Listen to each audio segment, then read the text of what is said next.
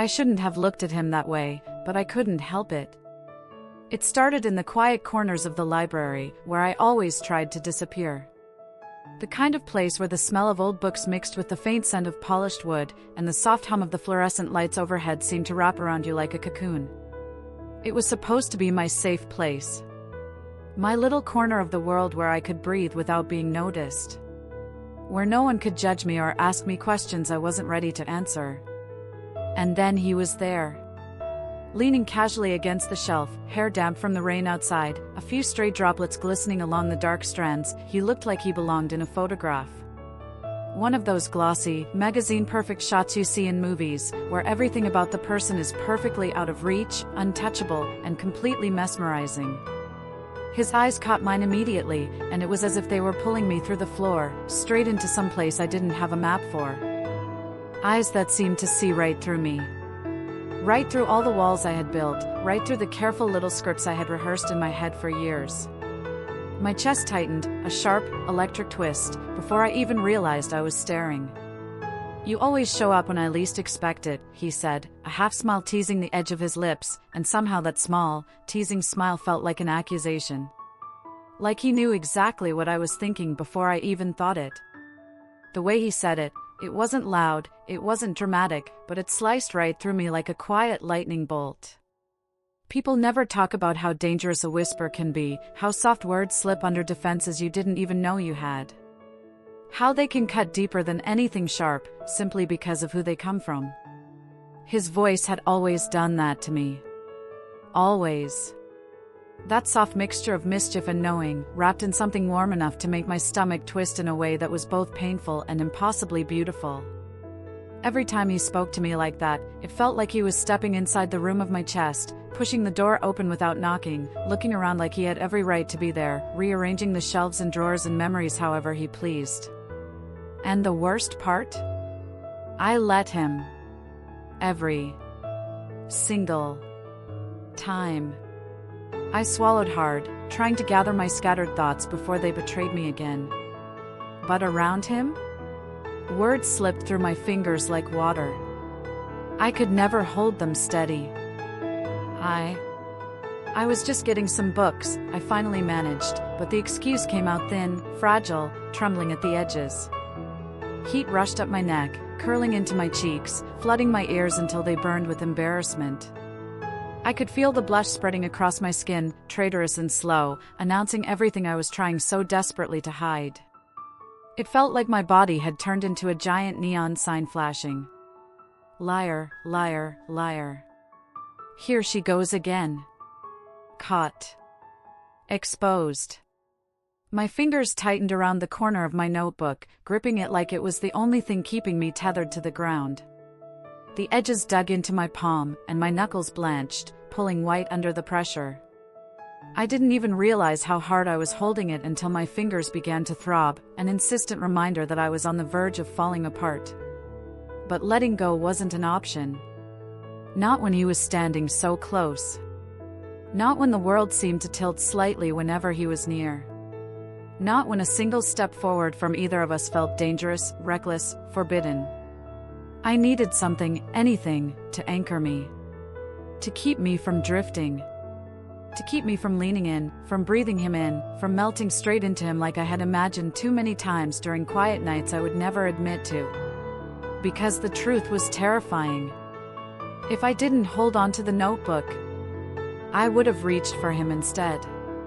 And that was one mistake I wasn't sure I would have survived. The sound of his voice, so casual, so annoyingly confident, sent my pulse racing faster than I could control.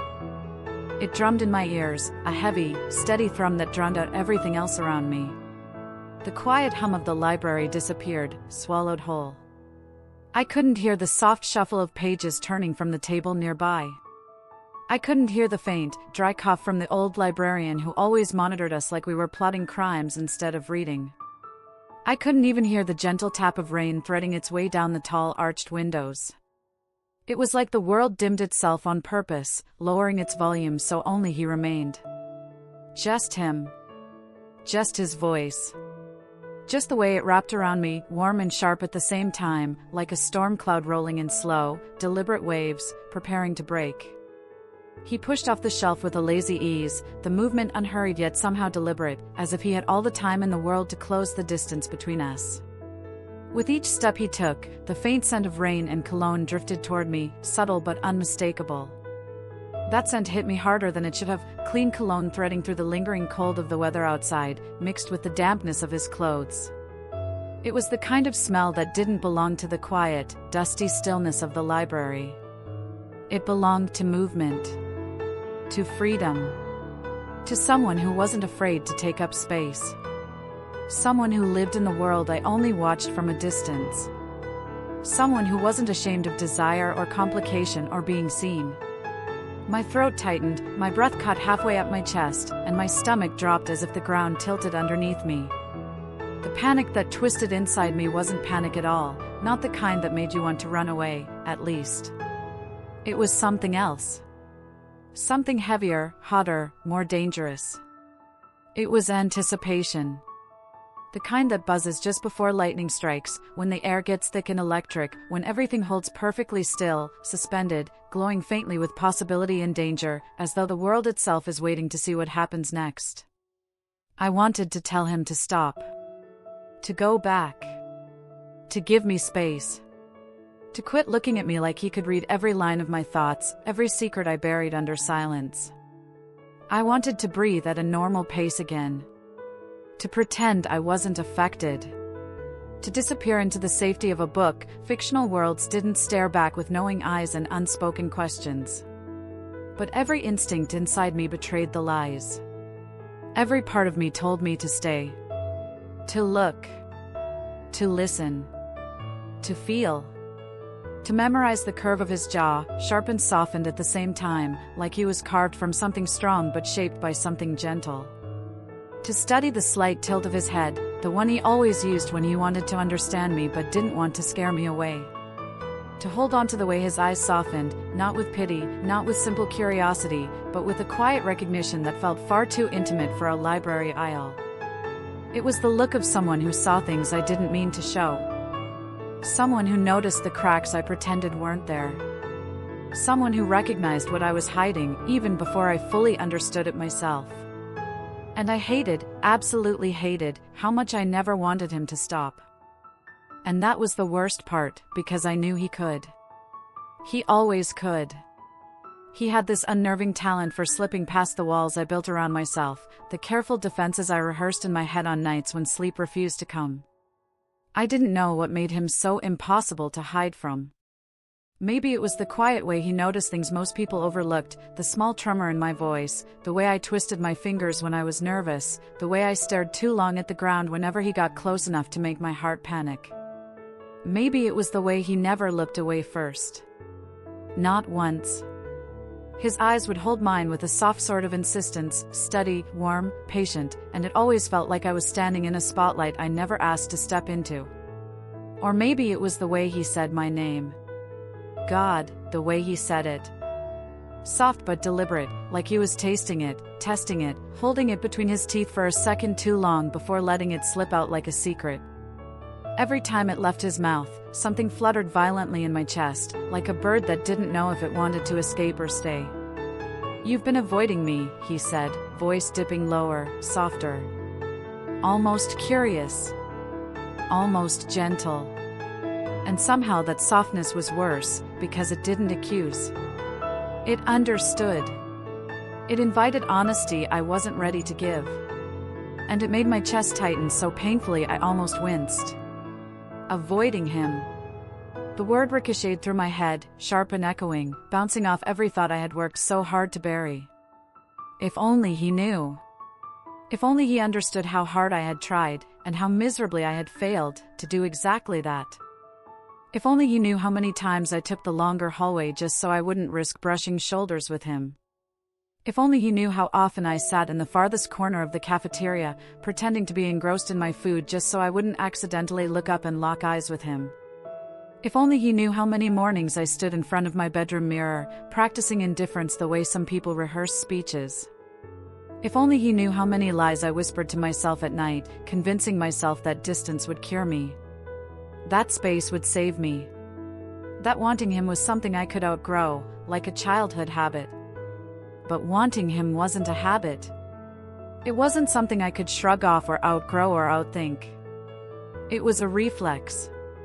A gravitational pull. A rhythm my body learned without permission. Wanting him was like breathing. You can hold your breath for a while, force yourself to go still, go quiet, go numb, but eventually your lungs burn, your chest aches, and your body betrays you with a gasp you can't control. He was my unwanted inhale. My inevitable exhale. A necessity I never asked for. "I'm not avoiding you," I replied, far too quickly. The words jumped out of me in a desperate attempt to build some distance, some illusion of control. They sounded thin the second they hit the air, cracked and brittle like something dropped from too high.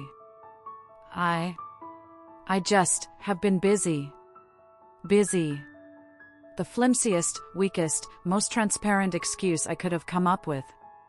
Anyone else might have pretended to believe me. He didn't. I heard the tremor in my own voice, that soft, humiliating shake that always betrayed me when I was cornered emotionally. It made me sound small, like someone trying to pretend she wasn't drowning. I hated that trembling sound. Hated how it exposed me, how it unraveled me, thread by thread. My gaze fell to the floor automatically, searching for escape in the scuffed wooden boards beneath my shoes. They were scratched from years of student footsteps, faded in places where sunlight had poured through the windows too often.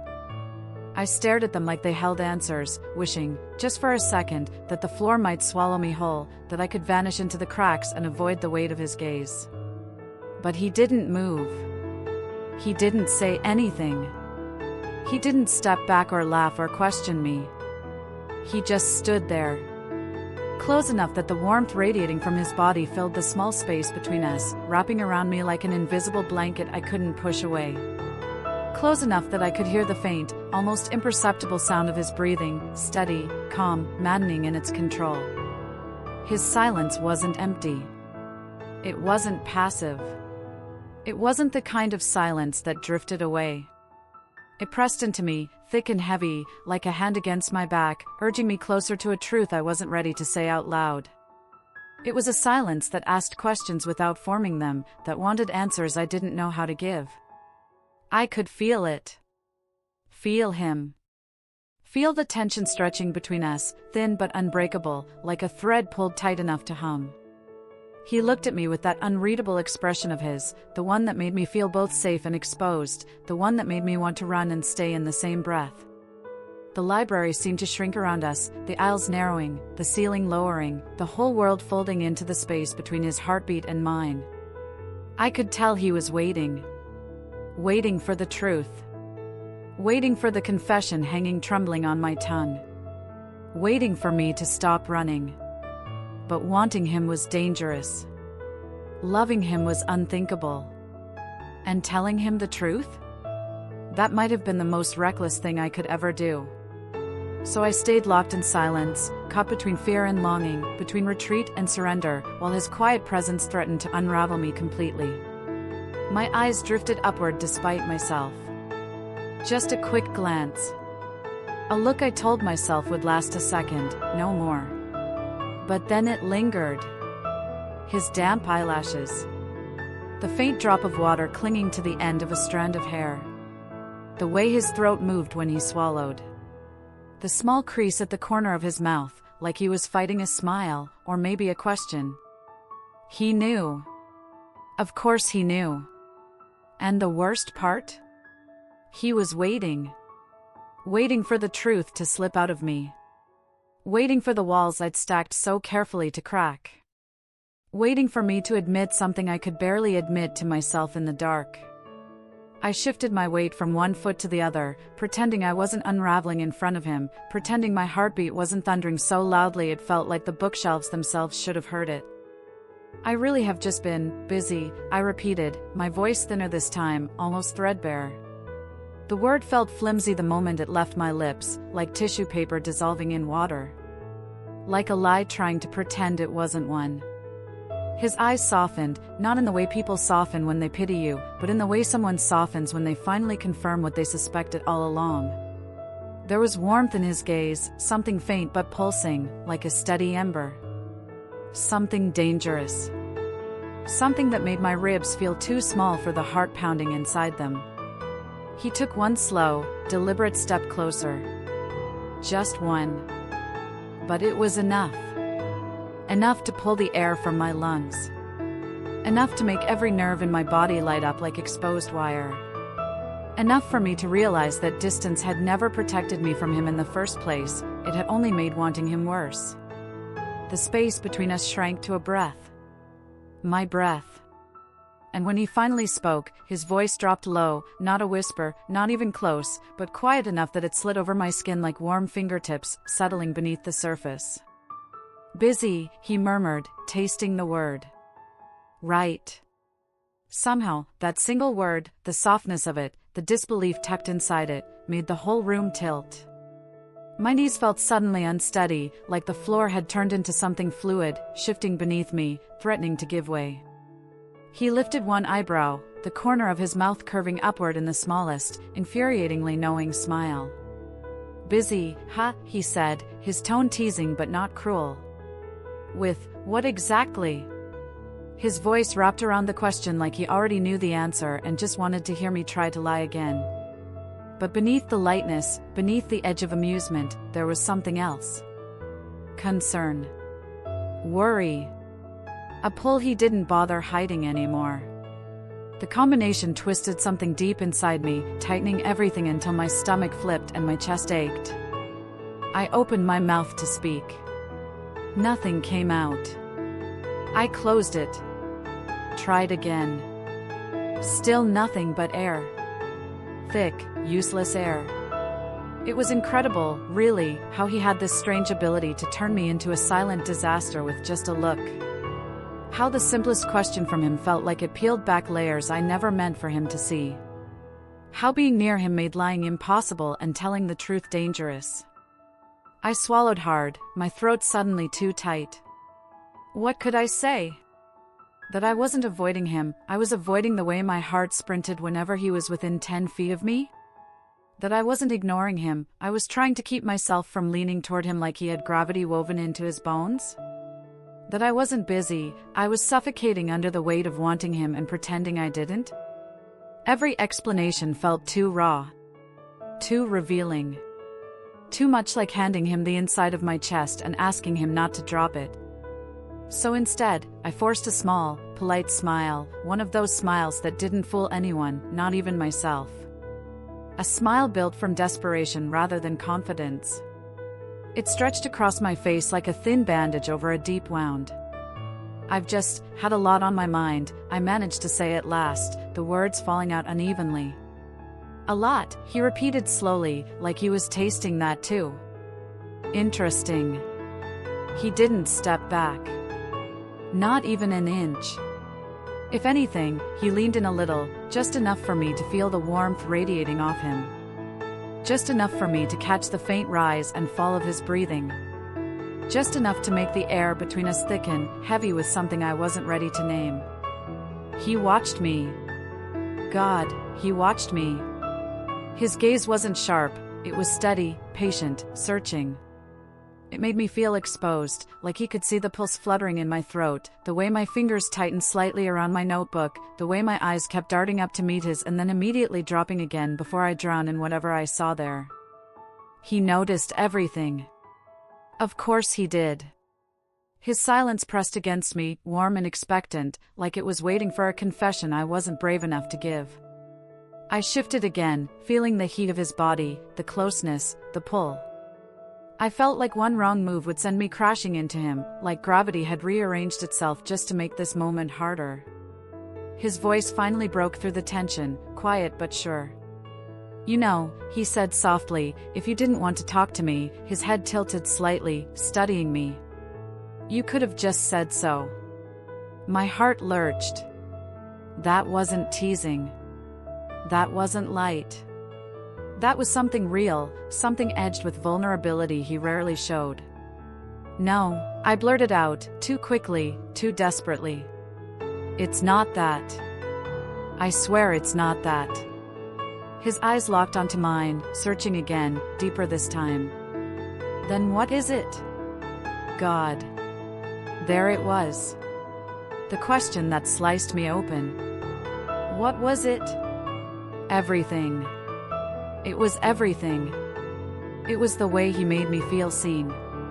The way my chest tightened whenever he got too close. The way every hallway felt brighter and heavier when he walked into it. The way wanting him felt inevitable, like a tide rising, pulling, claiming without permission. But I couldn't say any of that. Not out loud. Not yet. Maybe not ever. So I took a slow, shaky breath, my voice barely steady when I answered, I just didn't know how to be around you anymore.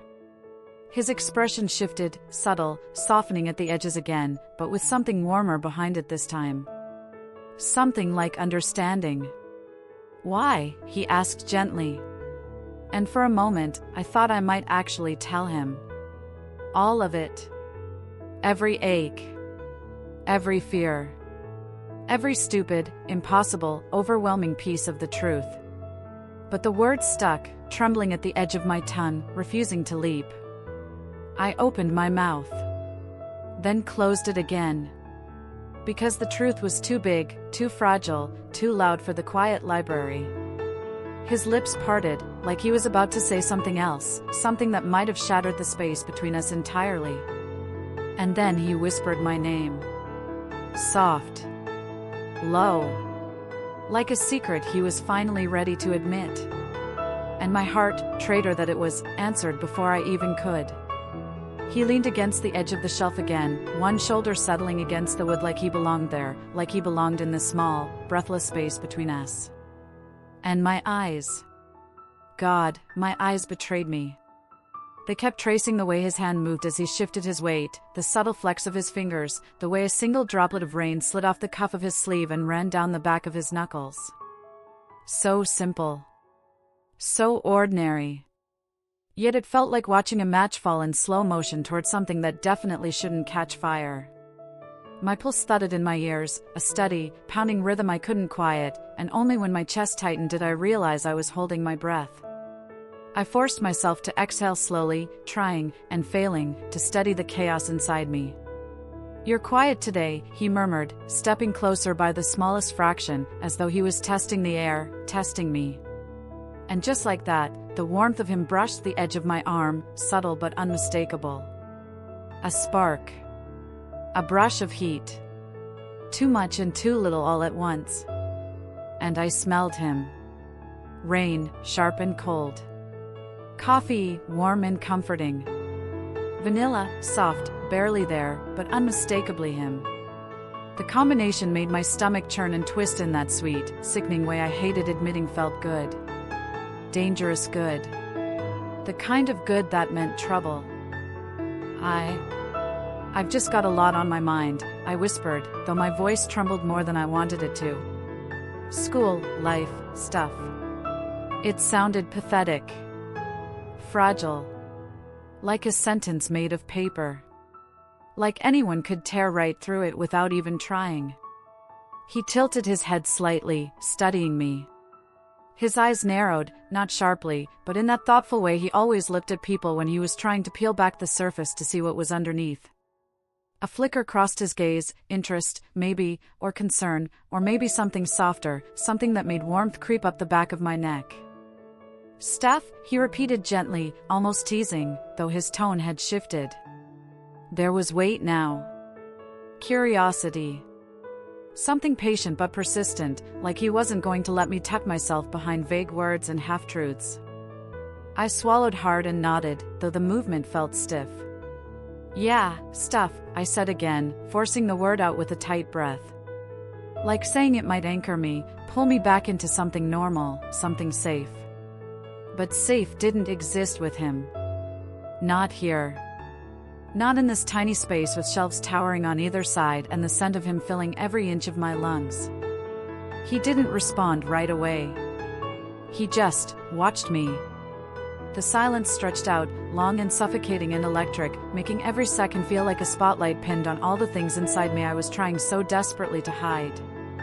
And then, slowly, too slowly to be accidental, he leaned a little closer. Close enough for me to see the faint glimmer of rain caught on his eyelashes. Close enough that I could feel the gentle warmth of his breath brushing my cheek. Close enough that my pulse stumbled, tripped, then sprinted. "You're lying," he whispered, his voice feather-light but sharp enough to cut right through me. It wasn't cruel. It wasn't mocking.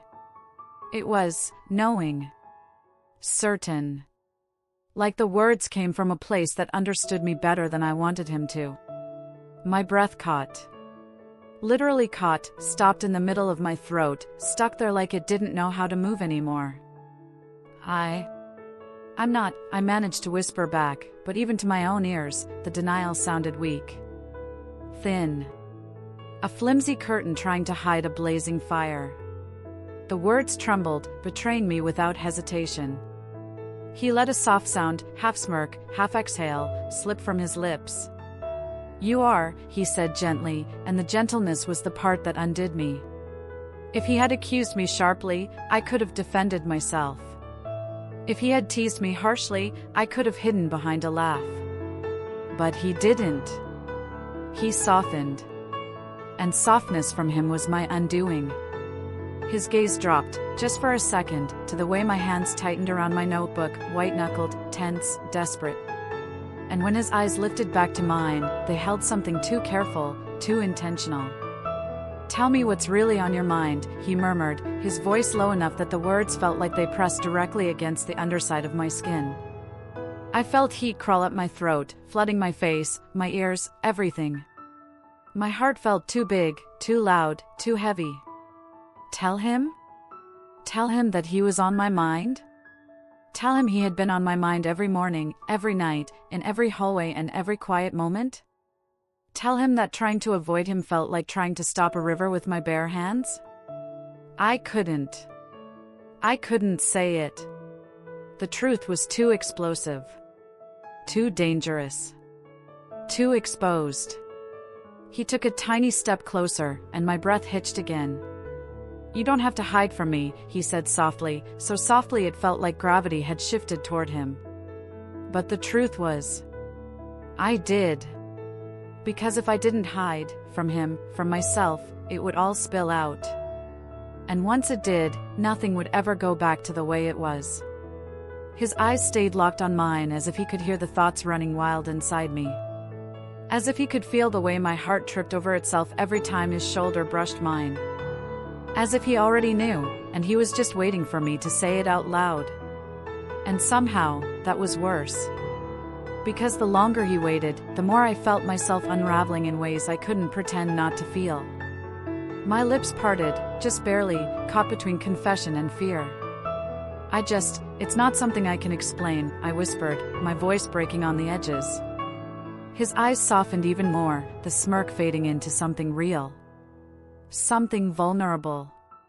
Something I wasn't sure he showed to anyone else. "You don't have to explain it," he whispered back. "Not yet. Not yet." The words lodged themselves in my chest, warm and terrifying and full of promise. He chuckled softly, a low, throaty sound that rolled through the quiet library like warm velvet sliding over my skin.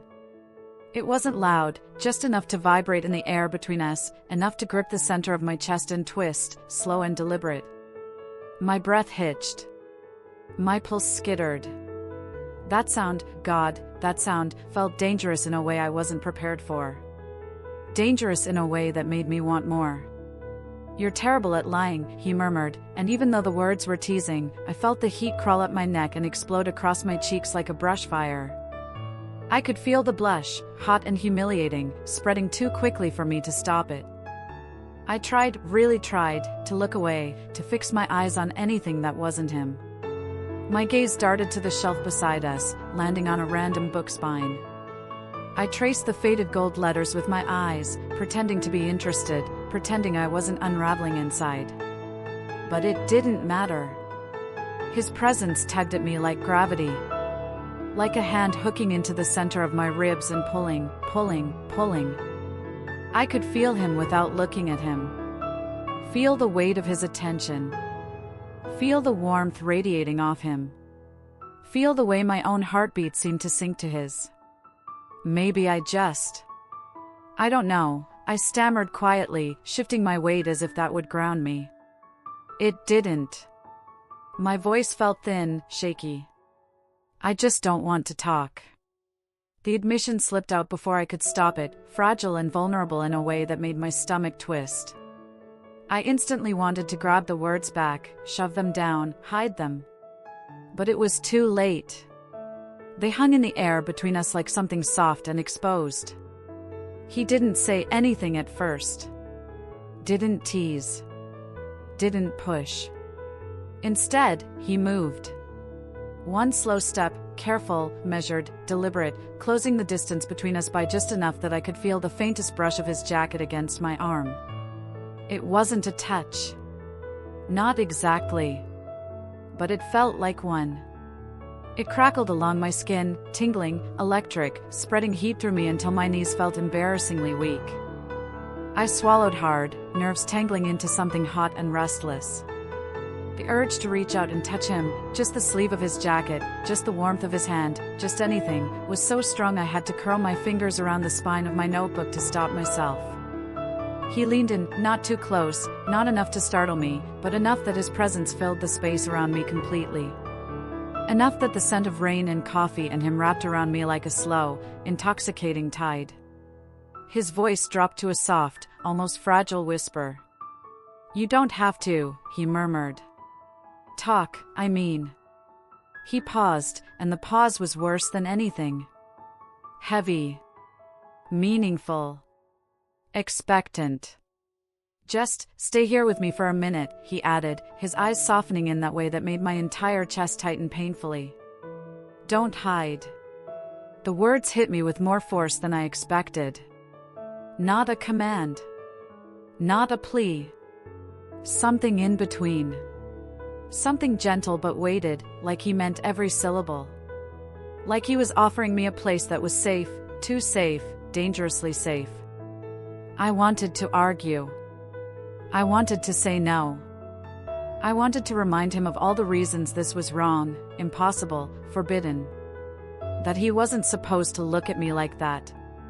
That I wasn't supposed to feel my heart lift toward him like hands reaching for something warm.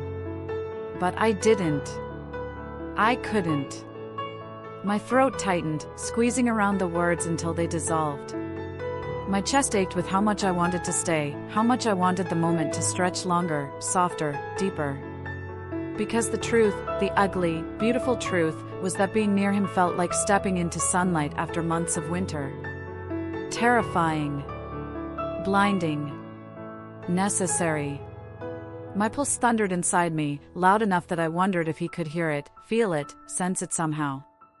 The rhythm matched the rainfall outside, steady and insistent. Every beat felt like a warning. Every beat felt like a promise. I realized I was trembling. Not from fear, not really. But from something else entirely. Something thrilling. Something dangerous. Something intoxicating enough to make my breath catch and my fingers curl tighter around my notebook just to keep me steady. He noticed the trembling. I knew he did. His eyes flickered downward, catching the subtle shake in my hands, and something in his expression shifted. The teasing melted away. The smirk faded. What remained was something softer. Something almost unbearably tender. He lifted his gaze slowly, meeting my eyes with a kind of quiet intensity that made my stomach drop straight through the floor. "You don't have to talk," he repeated gently, as if he was trying to take away the weight of expectation I'd put on myself. "Just don't pull away from me." And hearing him say that, felt like the floor shifted under my feet. Because I didn't want to pull away.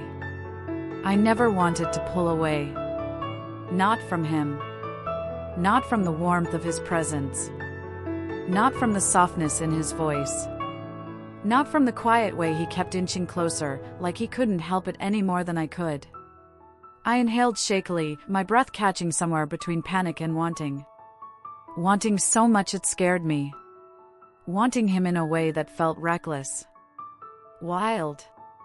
A secret I couldn't keep inside much longer. The library around us faded. The rain became a distant hum. The world shrank until it was just him and me and the few inches of air that separated our bodies. I didn't move. I didn't speak. I just stayed. And somehow, that was enough. The seconds stretched into minutes, but it wasn't a stretch of boredom or silence. It was thick, saturated, like time itself had slowed to watch us. Every heartbeat thundered in my chest, loud enough that I could feel it bouncing off my ribcage, echoing through the hollow of my stomach. Every beat was a warning and a temptation at once, a reminder that I was alive, and that being near him had the power to make me tremble without any touch at all. My pulse raced, skipped, stumbled, and I tried to catch it, tried to calm the thrum, tried to ground myself. But grounding didn't exist here, not while he was standing like that, just a fraction of an inch too close, just a fraction of a second too long with those eyes holding mine. I became acutely aware of the smallest things around me, the soft rustle of pages as someone turned a book in the distance, the faint creak of the wooden floorboards under some unseen feet, the rhythmic patter of rain against the high, arched windows that spilled shadows across the shelves like dancing ghosts. And yet, I could feel him more than I could see him. The faint warmth radiating from his body, the subtle scent of wet rainwater mixed with that intoxicating hint of vanilla coffee that always seemed to linger around him. Each element of him pressed itself into my awareness with a deliberate, quiet power. It was suffocating and exhilarating all at once. And still, he didn't move. Not a single step. Not a single gesture beyond the quiet tilt of his head, the slow, deliberate way his eyes never left mine. He stood there like a storm on the horizon, tense and quiet, waiting. Waiting for something I wasn't sure I was ready to give him. Waiting for a confession I hadn't yet dared to whisper, waiting for me to uncoil the tight threads of my chest and expose every secret I'd been trying so desperately to contain. "I shouldn't be here," I finally whispered, my voice no more than a tremor, barely audible over the soft rain outside. The words felt feeble, fragile, like they could shatter if they landed wrong. And yet, they hung in the air between us, suspended like smoke curling upward from a dying fire, twisting and fading and threatening to disappear before they were fully realized. My cheeks burned at the admission, my hands flexed involuntarily, the notebook I was holding feeling suddenly too heavy to keep clasped in front of me. "Neither should I," he replied softly, the words falling from his lips like something intimate and forbidden. They weren't teasing. They weren't flippant. They carried weight I felt pressed down into my chest. And for a fleeting, terrifying heartbeat, I thought the space between us might vanish completely. That the distance we'd carefully maintained, the fraction of air that separated our bodies, the invisible line of propriety, the tension we'd tiptoed around for weeks, might evaporate like mist. That all the things we hadn't said, the things I hadn't dared to feel, the electric pull between us that made my body coil and uncoil at once, might suddenly have a way to reach its apex, here, now. I swallowed hard, tasting salt and panic on my tongue. My hands twitched, my fingers curling around the edges of the notebook until they ached, desperate for something to anchor me to the world of ordinary reality. But reality had dissolved around us.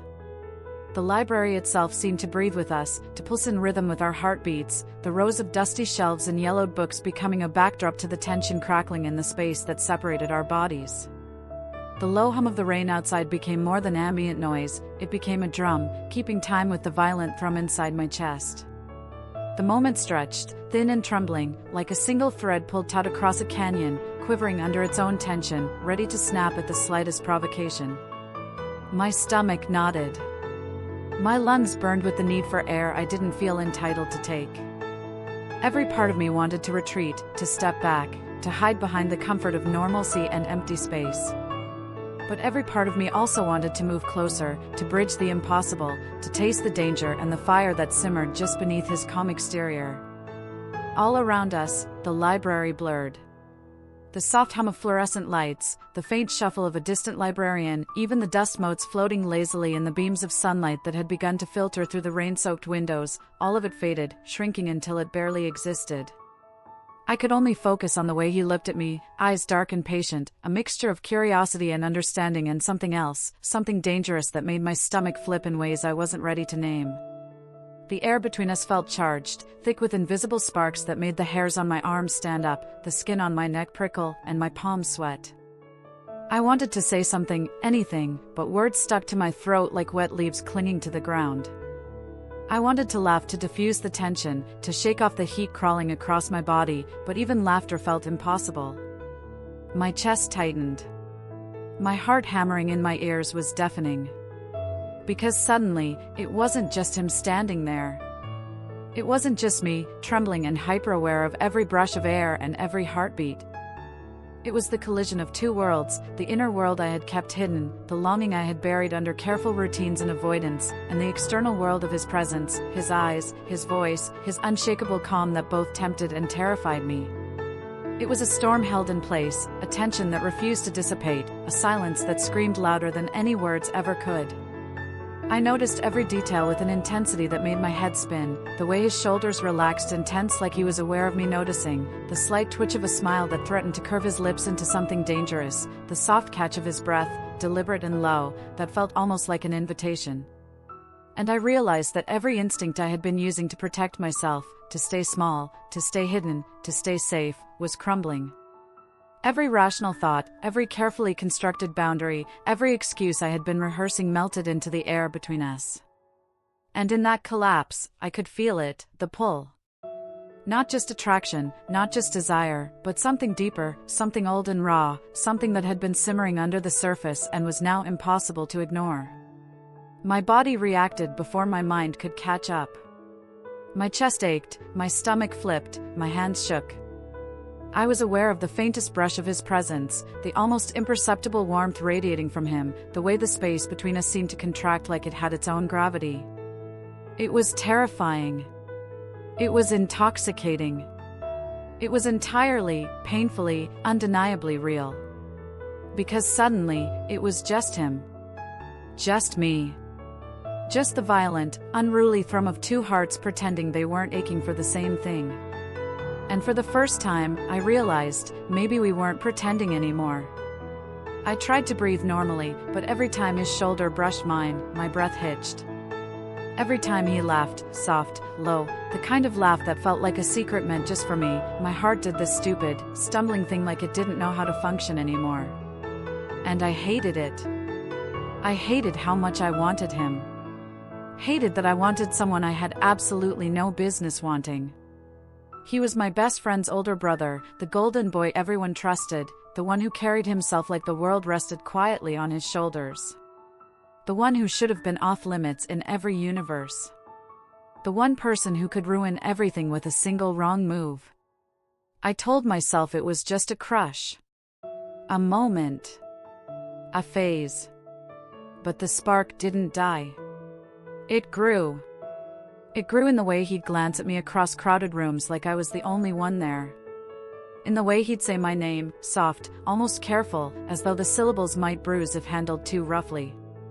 In the way his fingers would linger just an extra second when passing me something, leaving a trail of heat that spread up my arm and settled somewhere inconvenient, somewhere dangerous.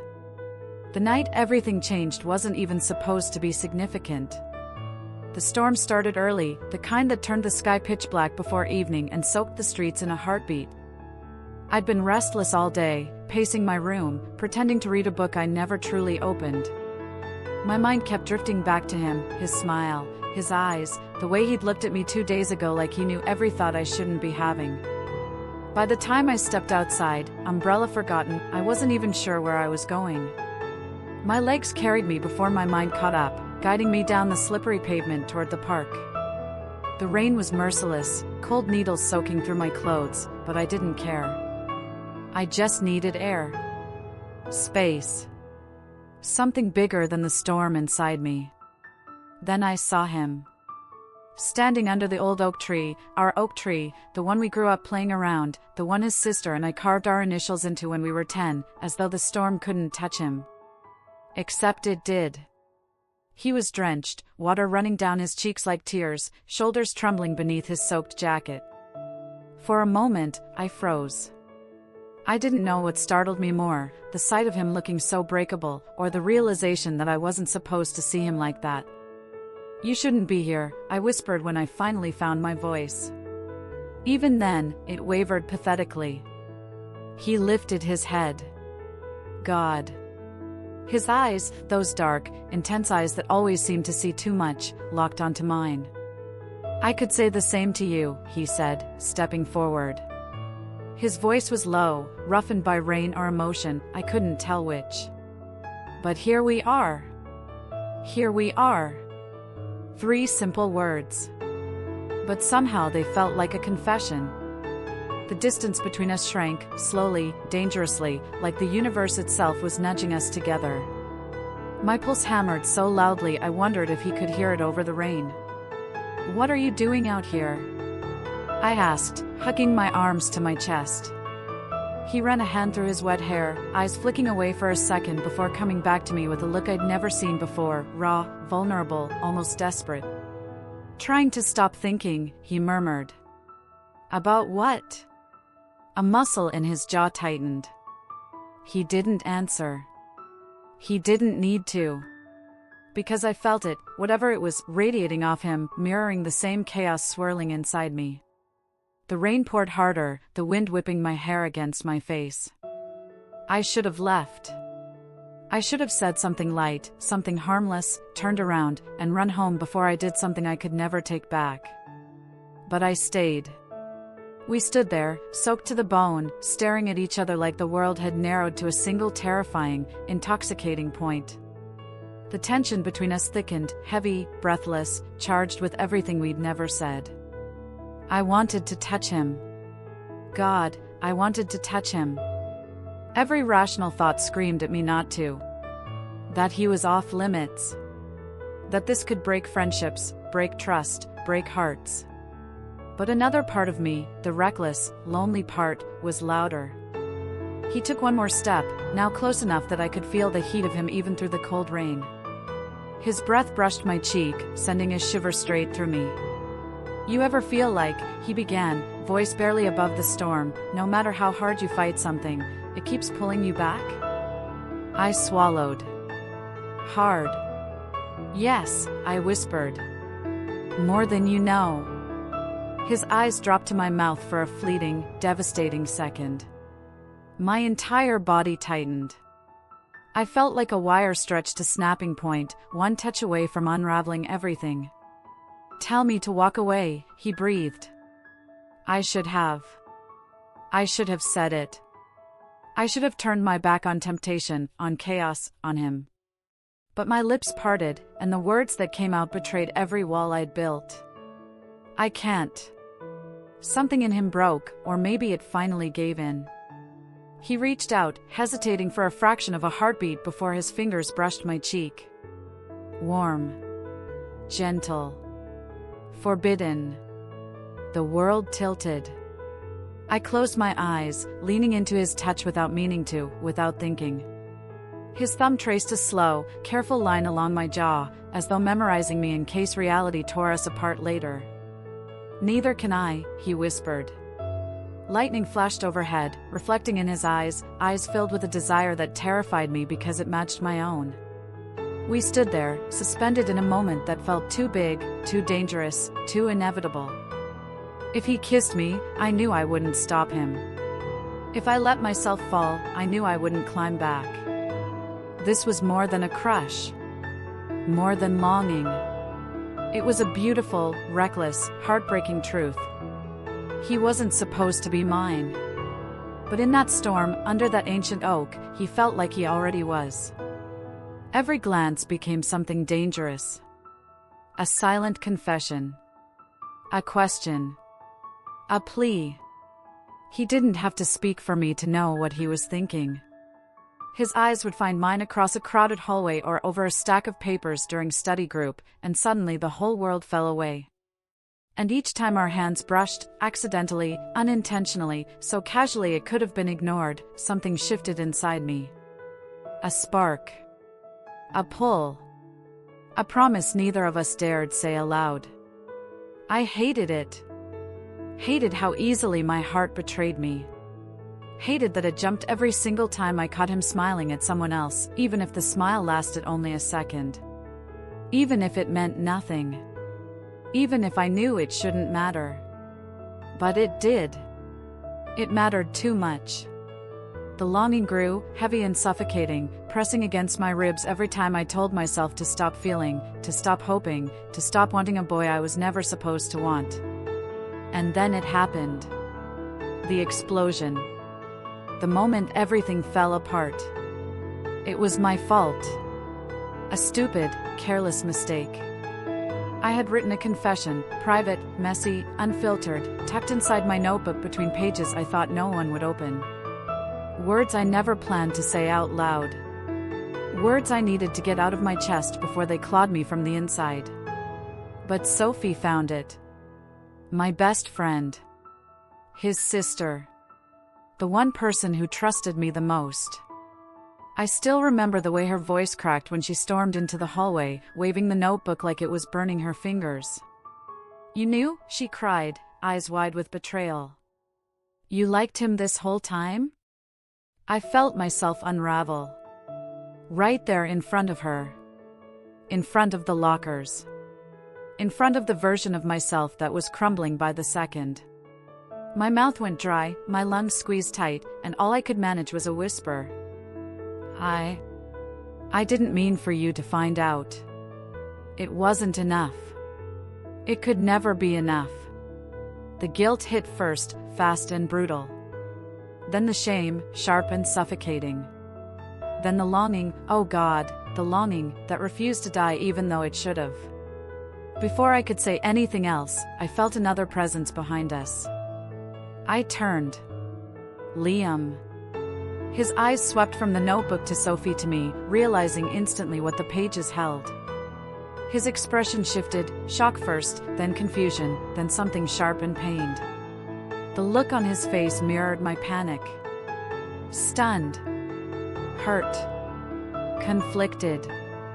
Like he wasn't sure if he should step forward, or walk away forever. None of us spoke after that. The silence that followed was worse than any screaming match could have been. For weeks, I avoided him. I learned when he walked certain hallways and took the long way around. I skipped the seat beside him in the library, the one that used to feel like a magnet pulling me in. I sat with new people in the cafeteria, pretending the empty space beside me didn't ache with ghost memories. Everywhere I looked, there were reminders. The bench in the quad where we once shared an umbrella. The classroom where our hands brushed reaching for the same pen. The staircase where he once smiled at me like he knew a secret we hadn't spoken yet. And every reminder whispered the same question. Why did I risk everything for one person? But the answer came just as quickly. Because I loved him. Past logic. Past rules. Past fear. And even after everything shattered, even after Sophie's anger, even after Liam's silence, I hadn't stopped loving him. Not once. Not even for a heartbeat. Healing wasn't instant. It wasn't even easy. At first, it felt like learning to breathe with cracked ribs, forcing air into lungs that didn't want to expand. I cried more nights than I want to admit. I wrote letters I never sent. I avoided every movie, every song, every place that reminded me of him. But slowly, painfully, I rebuilt myself. Piece by piece. Step by step. I learned to carry my heart carefully instead of carelessly. I learned to hold space for myself, not just for him. I learned that longing didn't have to break me, it could shape me. And somewhere along the way, Liam changed too. He grew quieter. More thoughtful. Less reckless with his expressions. More aware of what had been at stake. Sometimes I'd catch him looking at me from across a room, softly, regretfully, like he was replaying the moment he found that note and wishing he'd reacted differently. But neither of us approached the other. We lived in parallel lines, close, but never touching. Never crossing. Never daring. Until the summer night everything realigned. The park was almost empty, lit only by strings of summer lights dangling from tree to tree like the world had scattered stars on the ground instead of the sky. The warm air hummed with cicadas, the scent of jasmine floating lazily through the breeze. I wasn't expecting him. I wasn't expecting anything. I was just walking, letting the night soothe me, when I saw him standing under the lights. Like he'd been waiting. Like he wasn't leaving until I came. Liam. My heart stumbled, just once, but enough to remind me it had never truly healed where he was concerned. He stepped forward slowly, hesitation written in every line of his body. His voice, when he spoke, was soft. Raw. Bare. I shouldn't have let you go. The words hit me like a breath I'd been holding for months. My throat tightened. My chest squeezed. Every memory, every stolen glance, every almost touch, every aching silence, rushed back at once. I never stopped, I whispered, voice trembling but sure. Never. His shoulders dropped, relief washing over his face like a tide he had been fighting too long. He reached for my hand, but not fully, just close enough for our fingers to ghost against each other. Barely touching. But enough to set every nerve in my body on fire. Then maybe, he murmured, eyes locked on mine, we don't have to anymore. My breath caught. The world paused. Everything, the pain, the distance, the longing, folded into that single moment. A beginning. A chance. A choice. And this time, I wasn't afraid. And in that moment, everything, the fear, the longing, the secrecy, the heartbreak, collapsed into something real. Something tangible. Something that felt like it had been waiting for us all along, hiding in the spaces between every forbidden look and every breath we tried to hold back.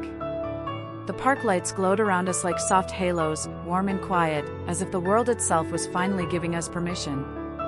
His fingers brushed against mine again, slower this time, deliberate, a silent question. And my hand answered before my voice did, curling gently into his like it had always known where it belonged. For the first time, the weight on my chest lifted.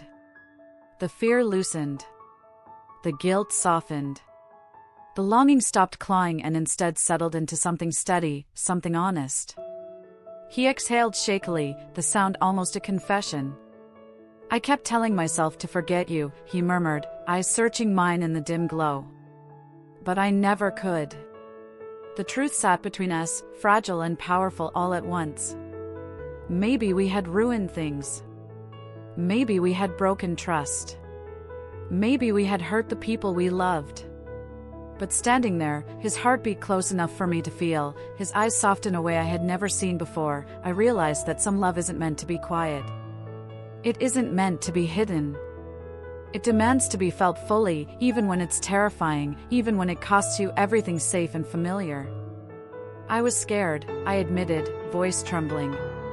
Scared of losing her. Scared of losing you. Scared of wanting something I wasn't allowed to want. He shook his head gently, brushing away the tears I hadn't realized were falling. You don't have to be scared anymore. And somehow, I believed him. Because this wasn't a stolen moment anymore. This wasn't a secret. This wasn't a quiet ache locked in my chest. This was real. Raw. Messy. Beautiful. A beginning, not a mistake. I leaned into him, not fully, not all at once, but just enough to let him know I wasn't running anymore. Just enough to let myself feel the warmth of something I had been denying for too long. In that moment, I understood something I had been too terrified to admit. Some love is worth the whispers. Worth the consequences. Worth the sleepless nights and the shaking hands and the fear of being caught. Some love is worth every risk, every stolen glance, every dangerous secret.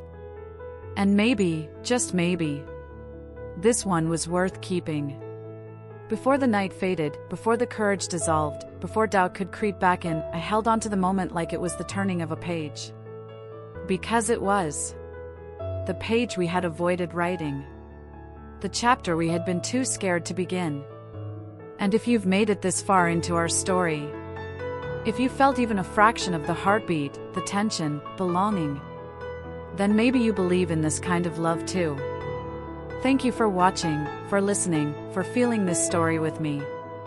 If you want more stories like this, more forbidden love, more emotional twists, more moments that make your heart race, make sure you like, subscribe, and turn on your notifications. Because trust me, the next story you hear might just become your new secret too.